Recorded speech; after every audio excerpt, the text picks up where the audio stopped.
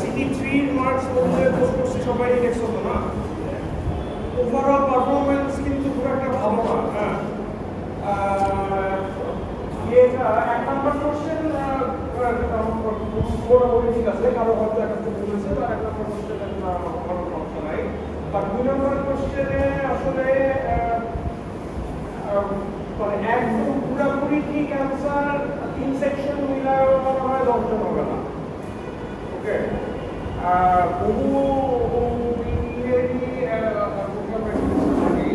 যে সেকেন্ড ব্যাপারটা ছিল আমাদের এই পার্টিশন প্রবলেম মানে হচ্ছে যে একটা সেট দেওয়া আছে, সেই সেটের এলিমেন্টগুলোকে কি আমরা মানে একটা সেট অফ নাম্বার দেওয়া আছে, সেই সেটের এলিমেন্টগুলোকে আমরা দুই ভাগে ভাগ করে ফেলতে পারি কিনা যাতে দুই ভাগের সংখ্যাগুলোর যোগফল সমান পায়। এটা ছিল হচ্ছে পার্টিশন প্রবলেম। তাহলে পার্টিশন প্রবলেম আমাদের ইয়ে হলো যে পার্টিশন প্রবলেমকে আমরা এনপি কমপ্লিট প্রুফ করতে চাই।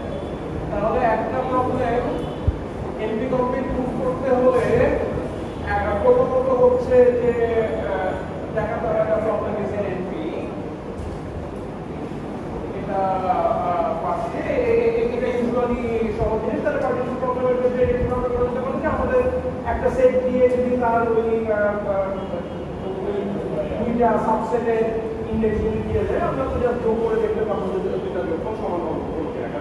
একটা সার্টিফিকেট যদি দেওয়া থাকে তাহলে সেটা আমাদের ভ্যালিড সার্টিফিকেট কিনা এটা আমরা পার্টিশনের ক্ষেত্রে সহজে চেক করতে পারছি। ওকে, সেকেন্ড হচ্ছে যে আমাদের কোনো একটা এনপি কমপ্লিট প্রবলেম বের করতে হবে। For some NP complete problem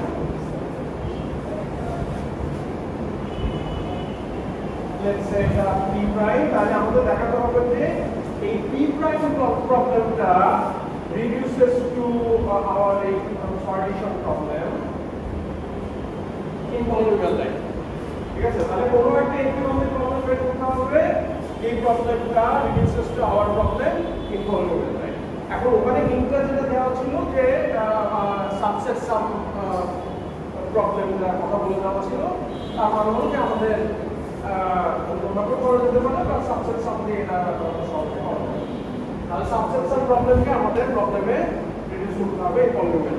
ঠিক আছে, তাহলে বেশ অনেকেই এই পর্যন্ত লিখছো রাইট। ঠিক আছে, যে সাবসেট সাম প্রবলেমকে আমাদের পার্টিশন প্রবলেমে রিডিউস করব। ওই যাদের দেখবা যে 15 দেওয়া আছে তাদের হচ্ছে এই পর্যন্ত ঠিক লিখছো, দেখে 15 দেওয়া আছে। একটু ওভার মার্কিং আমি বলবো, বা এই পর্যন্ত ঠিক লিখলে তাদেরকে 15 দেওয়া আছে। বাট এটা ঠিক লিখে কাজটা করতে হবে উল্টা। ওকে, সাবসেট সাম প্রবলেমকে পার্টিশন প্রবলেমে আমাদের রিডিউস করা মানে কি, যে সাবসেট সামের যে কোনো ইনস্ট্যান্স আমাদের যদি দেওয়া থাকে সেই ইনস্ট্যান্সটাকে আমাদের পার্টিশনের একটা ইনস্ট্যান্সে কনভার্ট করতে পারতে হবে। তার মানে আমাদের যেটা করতে হবে যে for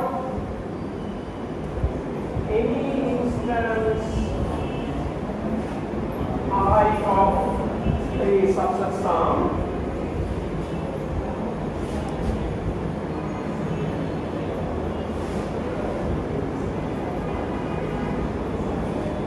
to an instance of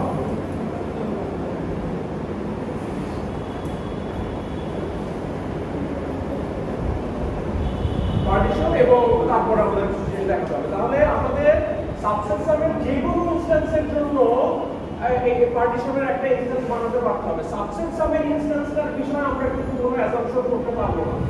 subset সামের যে কোনো ইনস্ট্যান্সের জন্য আমাদের সেটাকে পার্টিশনের একটা ইনস্ট্যান্সে কনভার্ট করতে হবে, দেন সার্টেন থিংস আমাদের দেখাতে হবে। ঠিক আছে, ওকে।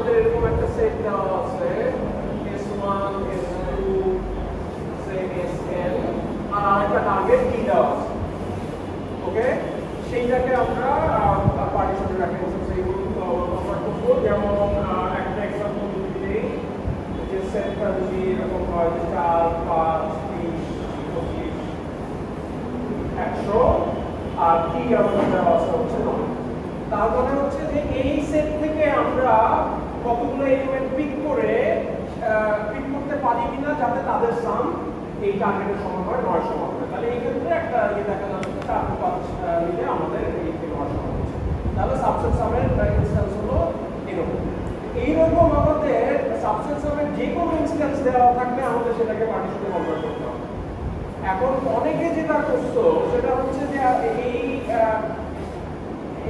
এই টিটাকে নিজেরাই অ্যাসিউম করে নিছে ঠিক আছে যে এখানে এই এলিমেন্টগুলো যোগ করে যত হচ্ছে সেইটার অর্ধেক মানে ইকুয়েশনের অর্ধেক সেট করে দিচ্ছে যে এখানে 4 5 এই 9 তাহলে 54 154 অর্ধেক কত হয় না সরি হ্যাঁ 77 তাহলে ওই এরকম ইয়ে করে যে এইভাবে ইয়ে করছো যে হ্যাঁ এই এরকম আমাদের একটা সেট দেওয়া আছে সেই সেটের সামগুলা করে তারপরে অর্ধেক করছি তাহলে এখানে কি করবে 77 সেট করছি দেন সেইভাবে করছি কিন্তু দ্যাট ডাজন্ট ওয়ার্ক কারণ টি চুজ করা তো আমাদের হাতে নাই আমাদের সাবসেট সামের যে কোনো ইনস্ট্যান্সের জন্য পার্টিশনের একটা ইনস্ট্যান্স করতে হবে আমরা যদি একটা স্পেশাল ক্যারেক্টারিস্টিক্স ওলা সাবসেট সামের ইনস্ট্যান্সকে আমাদের পার্টিশনে কনভার্ট করি তাহলে আমরা এমন করতে পারি ওই ইনস্ট্যান্সগুলো সহজ ইনস্ট্যান্স আমাদের যখন একটা প্রবলেম এন্ট্রি কমপ্লিট তখন কি সব ইনস্ট্যান্স আমাদের সলভ করতে কনফিউশনের টাইম লাগে তা তো না কিছু কিছু ইনস্ট্যান্স দেখা যায় হার্ড যে ওই সেট কভার আমরা যখন ডিসকাস করলাম সেট কভারের কিছু কিছু তো আমাদের আমরা ডিডিটি অপটিমাল সলিউশন পেয়ে যাই আবার কিছু কিছুতে দেখা যাচ্ছে যে না ওই ডিডিটি ভালো আসে এরকম যে কোনো অ্যালগরিদমকে আমরা নিব হয়তো কিছু ইনস্ট্যান্সে আমাদের পলিনোমিয়াল আমরা অপটিমাল সলিউশন পেয়েও যেতে পারি কিন্তু তাতে তো সহজ সমান হয় না তাতে আমরা যদি একটা পার্টিকুলার টাইপের ইনস্ট্যান্সকে আমাদের জন্য ইয়ে করি তাইলে তো আসলে করছে না আমাদের প্রসিডিউরটা এমন হতে হবে যে সাবসেট সামের বা বাম পাশে এই প্রবলেমটা যে কোনো ইনস্ট্যান্স দেওয়া থাকলে সেটা থেকে আমরা এইটার একটা ইনস্ট্যান্স বানাতে পারি এমনভাবে যাতে এইটা সলভ করে এটা সলিউশন থাকে এটা সলিউশন থাকে এইটা সলিউশন না থাকলে এটা সলিউশন থাকে ঠিক আছে ওকে এখন তাহলে দেখি যে এটা কিভাবে আসলে করা যেতে পারে ওই রাইট ডিরেকশনেও এটা কোনো এমন কিছু কঠিন না হয়তো আরো কারো ক্ষেত্রে যে উল্টা ডিরেকশনটা এতই সহজ যে এটা ওইদিকে চলে গেছে মাথাটা ওইদিকে চলে গেছে কিন্তু আসলে স্যার বিষয়টা স্যার হচ্ছে মিলতেছে না এখন কেমন মিলানো যায় হ্যাঁ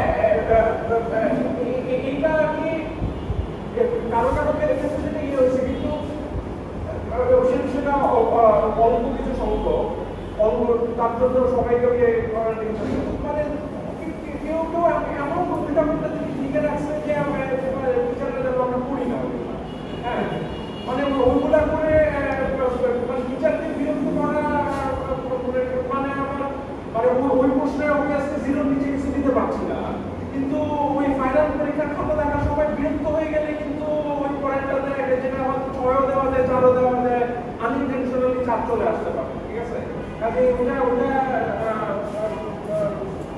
মানে খাতা আমরা দেখি না এরকম আমার কোনো কারণ নেই আচ্ছা ওকে তাহলে এখন এইটাকে এরকম যে কোনো একটা ইনস্ট্যান্স আমরা সেখান থেকে পার্টিশনের একটা ইনস্ট্যান্স বানাতে চাই তাহলে এইটা ইয়েটা তো হচ্ছে যে আমরা এরকম কোনো একটা এটা সাবসেটের জন্য তাদের করেসপন্ডিং আমরা যদি এলিমেন্টগুলোকে সাম করি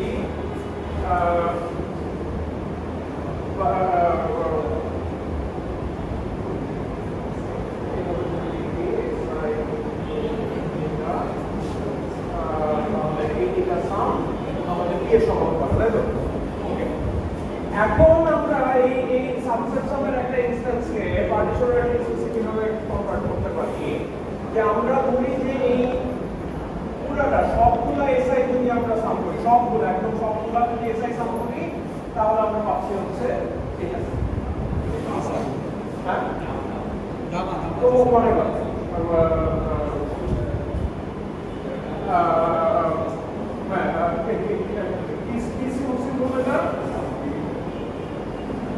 তাও তো না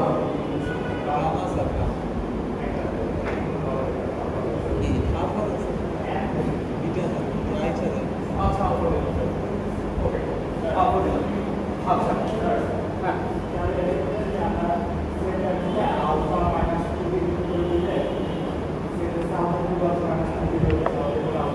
রাইট রাইট তাহলে সেটা সম্ভবত একাধিক পদ্ধতি করা যায় বাট সেটা তাহলে এখানে এটা যদি আলফা হয় তাহলে এই এস আই গুলা এস প্রাইম সেগুলোর সামনে আমরা জানি এস আই কি আর S I not in S prime এগুলোকে যদি আমরা সলভ করি সেটা হচ্ছে আলফা মাইনাস টি তাই তো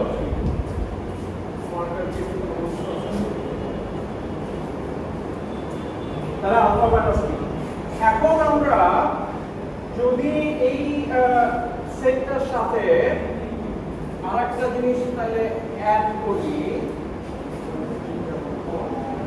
তাহলে আমরা যদি নতুন একটা সেট এরকম বানাই যেটা হচ্ছে এই S1 S2 SN এইটা ইউনিয়ন আমাদের তাহলে আলফা মাইনাস টুয়াইস টি ঠিক আছে এইরকম আমরা নতুন একটা এলিমেন্ট নিলাম যেটা হচ্ছে is equal to alpha minus এই টুয়াইস টি ঠিক আছে এরকম আমরা একটা নতুন এলিমেন্ট নিলাম সেটা যদি আমরা নেই তাহলে কি দাঁড়াচ্ছে তাহলে আমাদের এই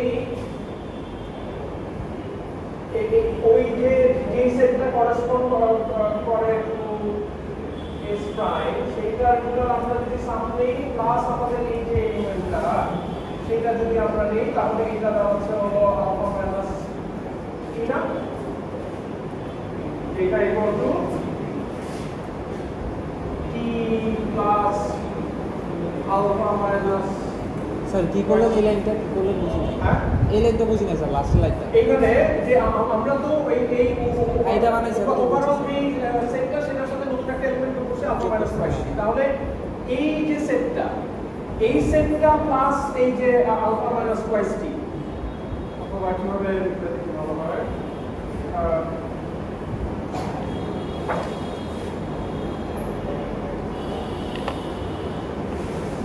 আমরা যদি এরকম এইটা নেই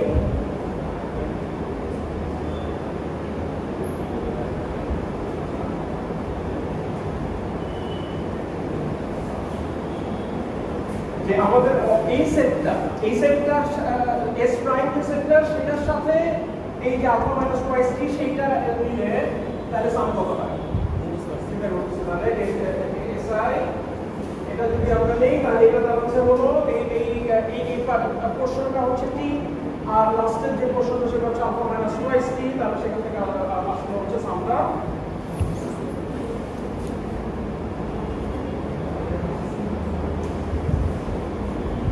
আলফা মাইনাস টি ঠিক আছে আর এই যে অন্য পার্টটা সেটা তো আগের মতোই আলফা মাইনাস তাহলে আমাদের এই যে এই সেটটার সাথে যদি আমরা একটা এলিমেন্ট যোগ করি আলফা মাইনাস টুয়াইস টি তাহলে সেটাকে দুই ভাগে ভাগ করতে হবে যাচ্ছে না তাহলে একটা ভাগে হচ্ছে আমাদের এস প্রাইম প্লাস এই যে এটা সেটা আর আরেকটা হলো এইটা এবং এটার সামে হচ্ছে আলফা মাইনাস ঠিক আছে ওকে তাহলে এই एग्जांपलটাতে কি দাঁড়ায় জেনারেল কনস্ট্রাকশনটা যদি ক্লিয়ার সবার যে আমরা এইটার সবগুলো এলিমেন্ট যোগ করলাম যোগ করে যদি আলফা পাই দেন এই সেটটার সাথে আমরা নতুন একটা এলিমেন্ট যোগ করলাম যেটা ভ্যালু হচ্ছে আলফা মাইনাস টুয়াইস টি এখন তাহলে আমাদের একটা সেটের সামনে এরকম দাঁড়ালো আলফা মাইনাস টি আর অন্য রিমেইনিং এলিমেন্টগুলোর সামনে দাঁড়ালো আলফা মাইনাস টি ওকে এখন ওই एग्जांपलটাতে যে করি তাহলে আরো ক্লিয়ার হবে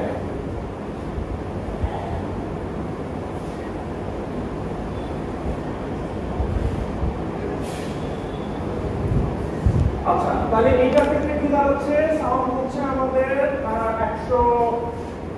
154 থেকে আমরা 18 বাদ দিব, তাহলে 136, তাই তো? তাহলে এইখানে আমাদের পার্টিশনের যে ইনস্ট্যান্সটা হবে সেইখানে এটা হচ্ছে 4, 5, 20, 25, 100 আর 136, সেটা আসলে হবে এই আলফা মাইনাস টুয়াইস টি। ঠিক আছে? এখন তাহলে আমরা এই যে 4, 5 আর 136 যদি নেই, 4, 5, 136, এটা এক পাশে নিলাম আর আরেক পাশে নিলাম হচ্ছে 20, 25 আর 100, তাহলে এইটা দাঁড়ালো হচ্ছে 145, এটা 145। ঠিক আছে? তাহলে এখন ওকে, আমরা তাহলে একটা সাবসেট সামের যে কোনো একটা ইনস্ট্যান্স দিলে পার্টিশনের একটা ইনস্ট্যান্স বানাতে পারছি। আমাদের শুরু করতে হবে কি যে এইটার একটা সলিউশন থাকলে এইটার একটা সলিউশন থাকবে, সেটা আমরা অলরেডি দেখলাম। এইটার যদি এরকম সলভ করে কি এর সমান হয়, তাহলে এইটারও এরকম দুই ভাগে ভাগ করা যাবে যাতে দুই থেকে সমান হয়। ঠিক আছে? আর আমাদের আরেকটা জিনিস দেখাতে হবে, সেটা কি একটা সলিউশন করে দিতে হবে। রাইট, আমাদের দেখানোর কথা হচ্ছে এইটা সলিউশন না থাকলে এটা সলিউশন থাকবে না, বাট এইটা দেখানোর চাইতে অফেন দেখানো সোজা এটার কন্ট্রা পজিটিভটা, সেটা হচ্ছে এইটা সলিউশন থাকলে এটা সলিউশন থাকবে।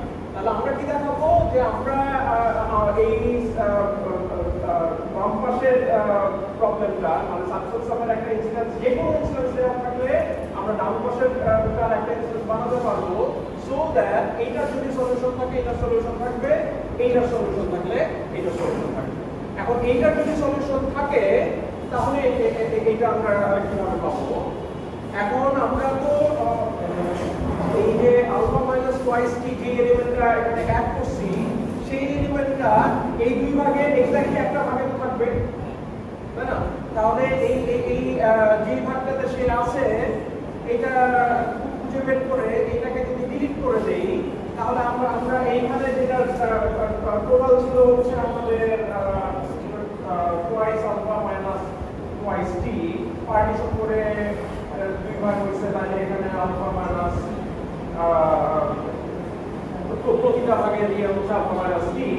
সেখান থেকে আমরা যদি এই আলফা মাইনাস টুয়াইস টিটা বিয়োগ করে দেই, তাহলে যেটা পাচ্ছি সেটা হচ্ছে, ঠিক আছে? সো এটার একটা সলিউশন থাকলে এটা সলিউশন থাকবে, এবং এটার সলিউশন থাকলে অবশ্যই দুইটা ভাগের একটা ভাগে আমাদের এই আলফা মাইনাস টুয়াইস টিটা যাবে। সেইখান থেকে আমরা যদি আলফা মাইনাস টুয়াইস টিটা বাদ দিয়ে দেই, তাহলে বাকি যারা থাকে তাদের সাম অবশ্যই কি হতে হবে। ঠিক আছে? তাহলে এইটা হচ্ছে জেনারেল স্ট্রাকচার। তো মানে লজিকগুলো একটু মানে নিজের মাথায় করে কৌশল করে ক্লিয়ার হয়ে যেতে হবে। হ্যাঁ, মানে আমার কাছে মনে হয় যে আমাদের সিএস কারিকুলামে যে টপিকে এরকম লজিকের ব্যাপার-স্যাপারগুলো আছে, সেই লজিকগুলো আমাদের আত্মস্থ করা খালি এই সাবজেক্টের জন্য, এই টপিকের জন্য ইম্পর্টেন্ট না, এটা আমার কাছে মনে হয় যে আমাদের ইন জেনারেল একটা লাইফ স্কিল। ঠিক আছে? যে লজিকগুলো বুঝলে দেখা যাবে যে হ্যাঁ মানে অনেক জায়গায় লজিক্যালি চিন্তা করতে পারবো। লজিক তো বুঝি, কিন্তু আলফা মাইনাস টুয়াইস টি জানতে হবে, এটাই তো দ্যাট পার্ট আই আন্ডারস্ট্যান্ড। হ্যাঁ, যে একটা পার্টিকুলার রিঅ্যাকশন আমার মাথায় নাই আসতে পারে, কিন্তু মানে অনেকেরই খাতায় যেটা দেখলাম যে আসলে ওরা পড়লে বোঝা যায় যে মানে কেন এটা কি হচ্ছে, এটা ঠিক ক্লিয়ার না। ঠিক আছে? তো এটা মানে জিনিসগুলো ক্লিয়ার বলে দেখবা যে তখন মানে নিজের ভিতরে একটা ক্লারিটি আসে। ঠিক আছে? এবং সেটা ট্রান্সেন্ডস জাস্ট সিএস। ওকে, তাহলে ইয়েগুলো স্ক্রিপ্টগুলো আমার কাছে আছে, কারো যদি দেখতে হয় তাহলে ইয়ের পরে ক্লাসের পরে ইয়ে করি। বাকি যে 15 যাদের আছে তাদের আসলে বেশিরভাগই ওই জিনিসটা যে সাবসেট সামকে আমি পার্টিশনে রিডিউস করবো এই পর্যন্ত ঠিক আছে, কিন্তু তারপরে যেটা সেটা আসলে ওই সাবসেট সামকে পার্টিশনে রিডাকশন হয়। ঠিক আছে? ওকে, নেক্সট তাহলে আমাদের যে টপিক সেটা হচ্ছে স্ট্রিং ম্যাচিং। স্ট্রিং ম্যাচিংটা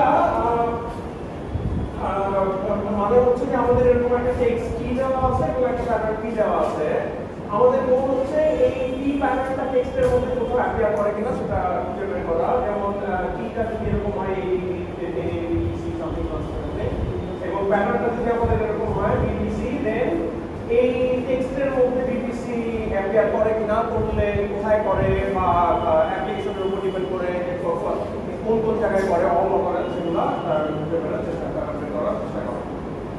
এখন এইটার আর কি সার্টেন ভ্যারিয়েশন আছে। একটা হচ্ছে অ্যাপ্রক্সিমেট ম্যাচিং, যে হুবহু এইটা না পেয়ে আমরা যদি কাছাকাছি কিছু একটা পাই সেটাও একটা ভ্যারিয়েশন। আর একটা হলো যে একই সাথে আমরা মাল্টিপল প্যারামিটার বের করতে চাই, সেটাও আর একটা ভ্যারিয়েশন। বাট আমরা এই কোর্সের ভ্যারিয়েশনটা দিয়ে যাবো না, আমরা জাস্ট বেসিক স্ট্রিং ম্যাচিং তো প্যাটার্ন ম্যাচিং এটা নিয়েই থাকবো। ওকে, তো এই স্ট্রিং ম্যাচিংটা আলাদা করে আমাদের পড়ার কারণ কি? এই স্ট্রিং জাতীয় অ্যালগরিদম জাস্ট স্ট্রিং ম্যাচিং না, স্ট্রিং অ্যালগরিদম এটা আসলে মানে স্পেসিফিক একটা এরিয়া যেটার বহুদিকে অ্যাপ্লিকেশন।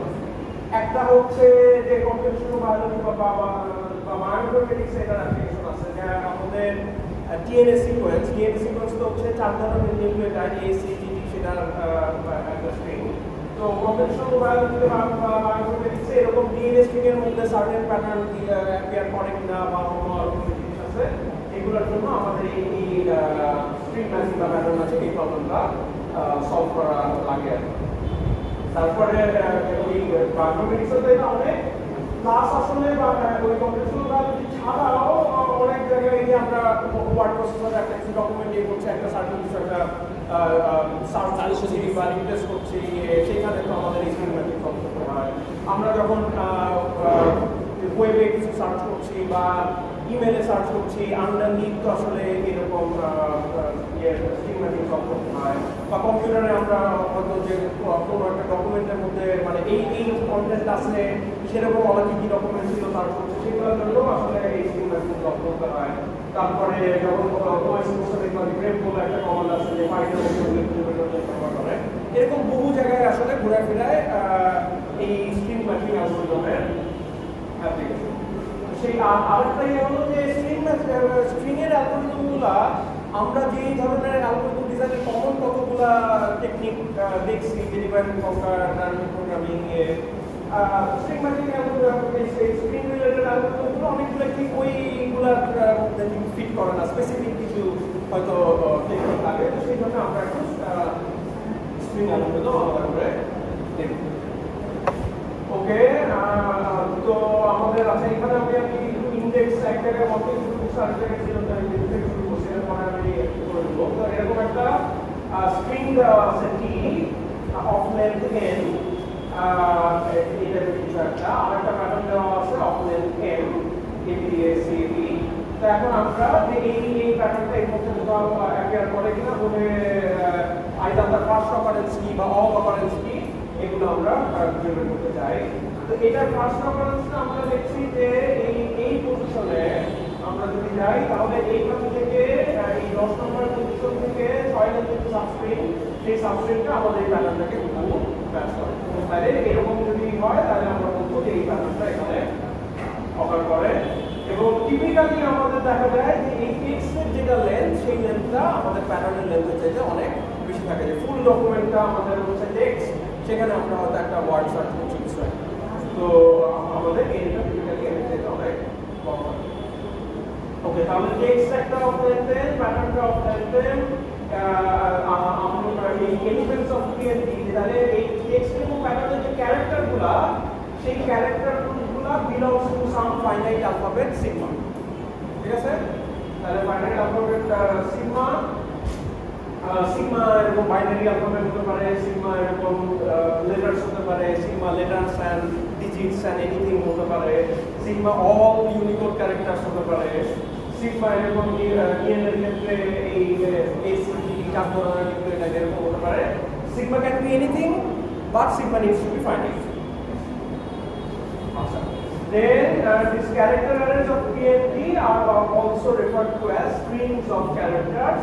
এই কারণে আর কি ওই স্ট্রিং অ্যালগরিদম কথাটা আসছে, স্ট্রিং ম্যাচিং কথাটা আসছে, যে এরকম অ্যারেজ অফ ক্যারেক্টার এটা তখন বলা হয় হচ্ছে স্ট্রিংস। আচ্ছা, কিছু নোটেশনাল টার্মিনোলজি আমরা এই টেক্সটের মধ্যে টেক্সট এর মধ্যে প্যাটার্ন টা অকার করে শিফট এস বলি বা বলি যে প্যাটার্ন টি অকার বিগিনিং এট পজিশন s+1 ইনডেক্স যদি আমাদের এরকম হয় যে for some s between 0 and n-m যে ওই s সংখ্যক ক্যারেক্টার যদি আমরা টেক্সটে এই s সংখ্যক ক্যারেক্টার যদি আমরা শিফট করি তারপরে থেকে নেই তাহলে s+1 তম থেকে s+1 তম থেকে s+m তম ক্যারেক্টার আমাদের প্যাটার্নের প্রথম থেকে m তম ক্যারেক্টারের সাথে হুবহু ম্যাচ করতে হবে মানে এই যে প্যাটার্নটা আমাদের এইটা তাই তো তাহলে টেক্সটের আমরা এই শুরুতে s সংখ্যক ক্যারেক্টার যদি স্কিপ করি বা এই টেক্সটের মধ্যে প্যাটার্নটাকে s সংখ্যক বা শিফট করে এই পজিশনে এসে যদি আমরা ম্যাচ পাই তাহলে আমরা বলি হচ্ছে এই প্যাটার্নটা অকার সিনট্যাক্স উইথ শিফট টেক্সট তাহলে শুরুতে s সংখ্যক ক্যারেক্টার যদি স্কিপ করে আমরা ম্যাচটা পাই তাহলে আমরা বলছি হলো এই প্যাটার্নটা অকার উইথ শিফট টেক্সট ঠিক আছে তাহলে এই s+1 তম থেকে s+n তম ক্যারেক্টার ম্যাচ করলো অথবা এইভাবে যদি আমরা লিখি যে j=1 থেকে m পর্যন্ত তাহলে এই t এর s+j তম ক্যারেক্টার প্যাটার্নের j তম ক্যারেক্টারের সাথে আমাদের ম্যাচ করতে হবে ওকে তাহলে subject shift is called the valid shift and the string matching problem is the problem of finding valid shifts with which a given pattern be occurs in a given text ঠিক আছে তাহলে এইরকম আমাদের একটা text দেওয়া আছে একটা pattern কি দেওয়া আছে সহজ কথায় আমাদের খুঁজে বের করতে হবে যে টেক্সটে কোন কোন স্টার্টিং পজিশনে আমাদের এই প্যাটার্নটা অ্যাপিয়ার করবে ঠিক আছে ওকে আচ্ছা আরো কিছু নোটেশনস এই যে আমাদের অ্যালফাবেটটা কি সিগমা এই সিগমা অ্যালফাবেট থেকে ক্যারেক্টার নিয়ে যাবতীয় যা স্ট্রিং ফর্ম করা যায় সেইটাকে আমরা ডিনোট করি সিগমা স্টার দিয়ে তাহলে sigma star denotes the set of all finite length strings formed using characters from the alphabet sigma okay sigma লেন্থটা কি সিগমা যতগুলো ক্যারেক্টার সবগুলো দেওয়া হবে সিগমা সবগুলো কম্বিনেশন সিগমা যদি আমাদের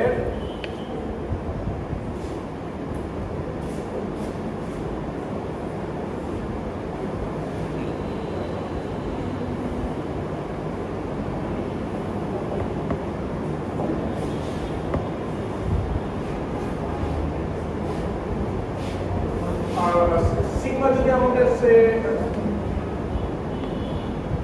a b c হয় তাহলে সিগমা স্টার আচ্ছা পরের কথাটা বলি তারপরে যাই যে এই এমটি স্ট্রিং যেটা zero length string MT string এটাকে জিরো করা হয় এপসিলন দিয়ে সেটা যে কোনো অ্যালফাবেট সিগমার জন্য যে সিগমা স্টার সেটার মধ্যে বিলং করবে ঠিক আছে মানে এমটি স্ট্রিং যেটা that belongs to sigma star for any sigma তাহলে sigma star হচ্ছে set of all characters from this alphabet তাহলে এইখান থেকে জিরো লেন্থের যে স্ট্রিংটা সেটা হচ্ছে এমডি স্ট্রিং এপসিলন তাহলে এইটা দেন এক লেন্থের আমরা কি কি পেতে পারি a b c তারপরে দুই লেন্থের আমরা পেতে পারি হচ্ছে a b b c c a b a c b a b c CA, CB আবার তিন লেন্থের কি পেতে পারি এভাবে যত স্ট্রিং ফাইনাইট লেন্থের যত স্ট্রিং সম্ভব সবগুলো সেটটাকে আমরা ডিনোট করি হচ্ছে সিগমা ক্লাস দিয়ে ঠিক আছে ওকে length of a string x is denoted এই x এর পাশে একটা ভার্টিক্যাল বার দিয়ে then concatenation of two strings x and y এটাকে ডিনোট করা হচ্ছে x y দিয়ে এটা লেন্থ হচ্ছে x এর লেন্থ প্লাস y এর লেন্থ এবং consists of the characters from x followed by characters from y তাহলে x যদি আমাদের ab হয় আর y যদি এরকম c b a হয় তাহলে x y হবে হচ্ছে ab c b a okay then last few things সেটা হচ্ছে যে একটা স্ট্রিং w কে আর আমরা আরেকটা স্ট্রিং x এর প্রিফিক্স বলি এবং সেটাকে ডিনোট করা হয় হচ্ছে x এর মধ্যে দিয়ে যদি x is equal to wy হয় for some string y in sigma star, ঠিক আছে? তার মানে হচ্ছে সহজ কথায় w is a prefix of string যদি x stringটা w দিয়ে শুরু হয়, ঠিক আছে? x stringটা যদি w দিয়ে শুরু হয় তাহলে w is a prefix of x, তার মানে হচ্ছে যে x is equal to a w followed by some other string y, ঠিক আছে? তাহলে এই w is a prefix of x, তো w যদি x এর prefix হতে হয় তাহলে অবশ্যই এই w x এর চাইতে ছোট সমান হতে হবে। Similarly, আমরা বলি a string w is a suffix of a string x, denoted w or a suffix x, যদি সহজ কথায় w দিয়ে x টা শেষ হয়, that is for some string y x is equal to yw হয়, তার মানে some string y followed by w is equal to x হয়। Again, w যদি x এর suffix হতে হয় তাহলে এই w গুলো x এর চাইতে ছোট বা সমান হতে হবে। তাহলে আমরা যদি একটা एग्जांपल দেখি যে ab এই স্ট্রিংটা এটা স্টার্ট এই abcc এর স্ট্রিংটা স্টার্ট দিয়ে দিই, তাহলে ab is a prefix of abcca, আর এই cca স্ট্রিংটা এই স্ট্রিংটা শেষে আছে, সো এই cca is a suffix of abcca। R empty string epsilon কে আমরা বলি both the suffix and prefix of empty string, ঠিক আছে? তাহলে তারপরে হচ্ছে যে এই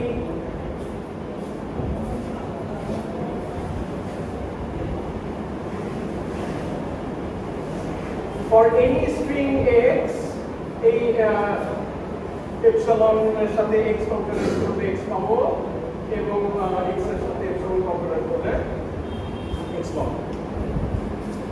Okay, empty string epsilon is both the suffix and prefix of empty string.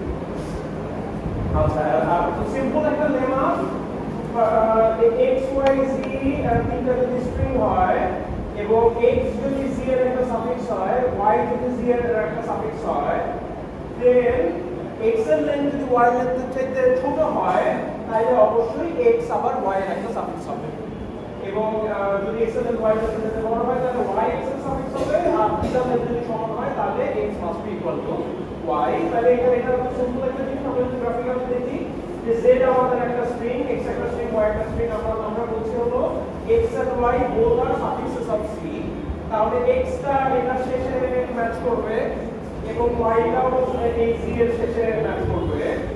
এখন x এর লেন্থ যদি y লেন্থের চেয়ে ছোট হয় তাহলে y x এর যে স্ট্রিংগুলো সেগুলো এখানে ম্যাচ করে, y ও এখানে ম্যাচ করে, তাহলে এই ক্যারেক্টারগুলো এই ক্যারেক্টারগুলো তো মাস্ট বি সেম, প্লাস তার আগে y এর হয়তো কিছু একটা আছে, সো আসলে এই x must also be suffix of y।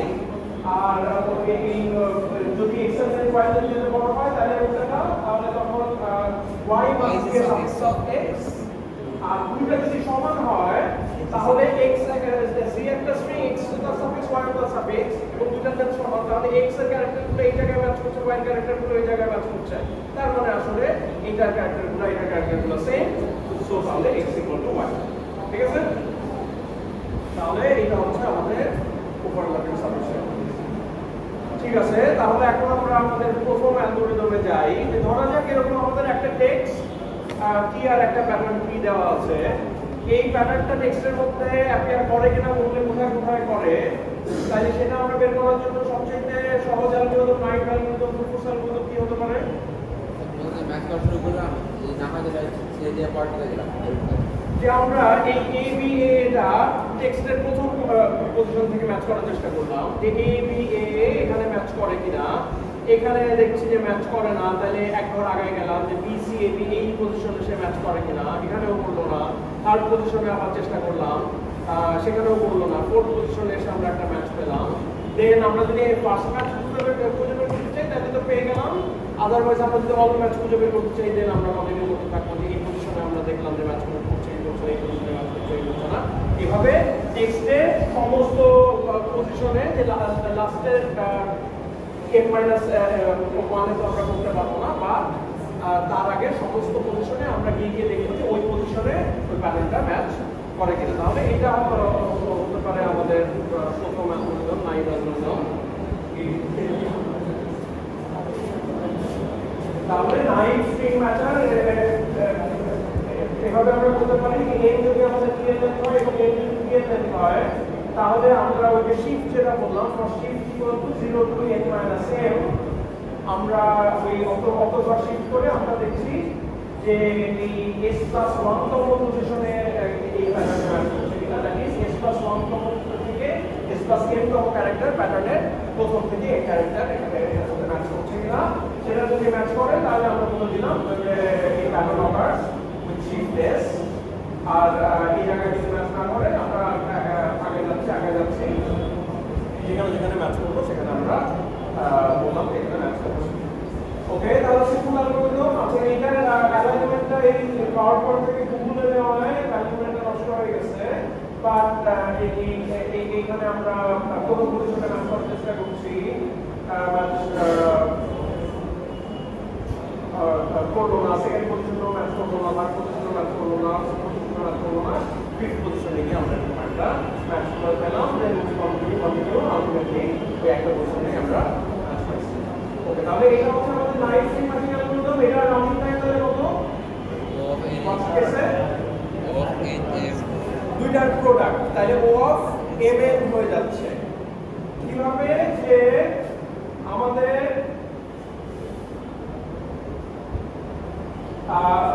এই প্রথম পজিশনে গিয়ে ওয়ার্স্ট কেসে সবগুলো ম্যাচ করা লাগতে পারে, সেকেন্ড পজিশনে গিয়ে সবগুলো ম্যাচ করা লাগতে পারে, থার্ড পজিশনে গিয়ে সবগুলো ম্যাচ করা লাগতে পারে।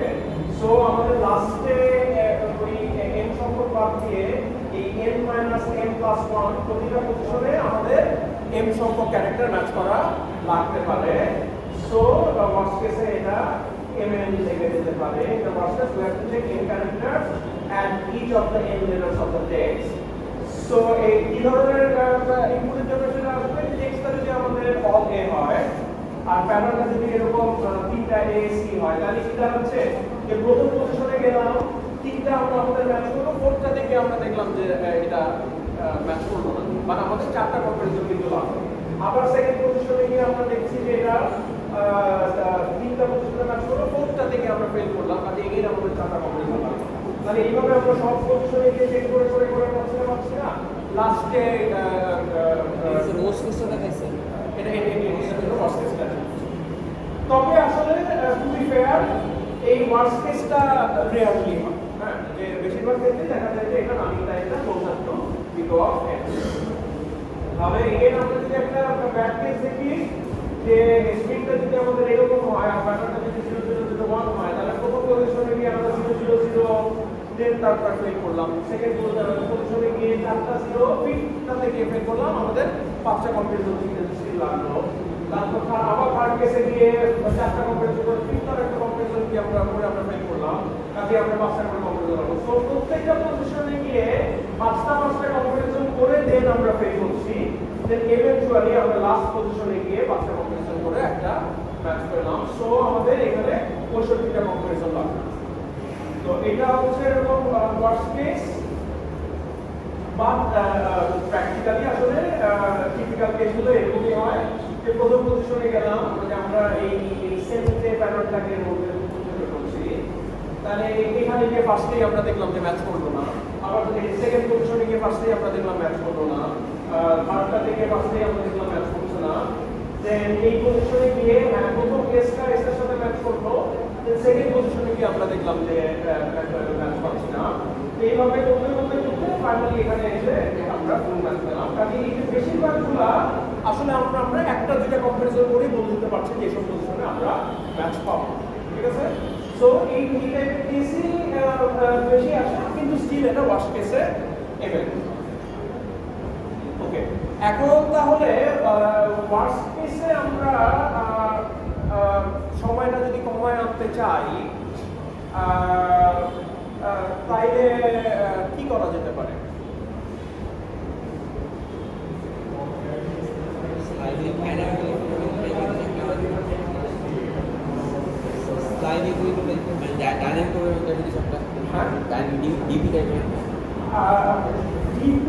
একটু হয়তো ওভারকিল হয়ে যাবে।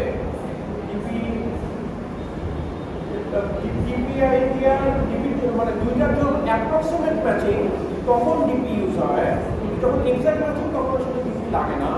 তোমার আইডিয়াটা যেটা সেটাতে আমরা আসবো এবং সেটা দিয়ে আমি যে ওই লিনিয়ার টাইম অ্যালগরিদমে আসা যাবে বিকজ এই ক্লাসে। তো সেটাতে আমরা পরে আসবো। তার আগে আমরা আরেকটা অ্যালগরিদম দেখতে যাবো, সেটা হচ্ছে রবিন কার্ভ অ্যালগরিদম। তো ওইটার যে আইডিয়াটা সেটা হচ্ছে যে আমরা যদি এই টেক্সটটাকে এবং প্যাটার্নটাকে নাম্বার হিসেবে চিন্তা করি, ঠিক আছে? যে প্যাটার্নটা আমাদের এই 00001 এইটা একটা নাম্বার, সেটা হচ্ছে 1। তো এখন আমরা যদি এই টেক্সটটা তৈরি করতে চাই, প্রথমে এই জায়গার করেসপন্ডিং যে নাম্বারটা সেই নাম্বারটা বের করলাম। তারপরে দেখলাম যে আচ্ছা এটার সাথে এটা আমি ম্যাচ করবো কিনা, দেন এটার সাথে একবার চেক করলাম এই জায়গায় করেসপন্ডিং যে নাম্বারটা সেটার সাথে এটা ম্যাচ করবো কিনা। এইভাবে যদি আমরা করি তাহলে আসলে ওইটাও ফার্স্ট কেসে খুব ভালো হয় না, কিন্তু ওইটা এক্সপেক্টেড রান টাইমটা আরো কমায় নিয়ে আসে, ঠিক আছে? তাহলে ওই রাবিন কার্ভ অ্যালগরিদমের যেটা বেসিক আইডিয়া সেটা হলো যে আমরা অ্যালফাবেটটা ভার্সন যে এরকম 0 1 2 9 এভাবে চিন্তা করি, জেনারেল অ্যালফাবেট অনেকভাবে কনফিগারেশন করে আসছি। তাহলে ধরা যাক যে এই অ্যালফাবেট হচ্ছে আমাদের এই 0 1 2 আমরা এখন 9। তাহলে we can view a string of k consecutive characters as representing a length k decimal number. তাহলে এখানে আমরা যদি এই 5 নেই, তাহলে এটার করেসপন্ডিং নাম্বারটা 0, এটার করেসপন্ডিং নাম্বারটা 0, এটার করেসপন্ডিং নাম্বারটা 0, ফাইনালি এটার করেসপন্ডিং নাম্বারটা হচ্ছে 1। তাহলে এরকম আমরা k কনসিকিউটিভ ক্যারেক্টারকে একটা নাম্বার হিসেবে তখন চিন্তা করতে পারবো। সো আমাদের যে প্যাটার্নটা সেটার করেসপন্ডিং একটা ডেসিমাল নাম্বার থাকবে p, দেন আমাদের ওই টেক্সটের মধ্যে p লেন্থের প্রত্যেকটা ইয়ের জন্য সাবস্ট্রিংয়ের জন্য একটা নাম্বার আমরা চিন্তা করতে পারবো।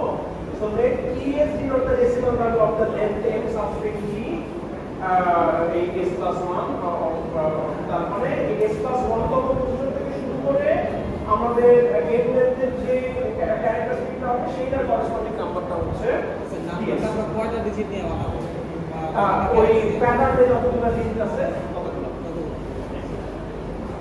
ওকে, দেন আমাদের আসলে এই টেক্সটটা এই টেক্সটের এই পজিশনটায় একটা আমরা ম্যাচ পাবো প্যাটার্নের সাথে if and only ts is equal to p, ঠিক আছে?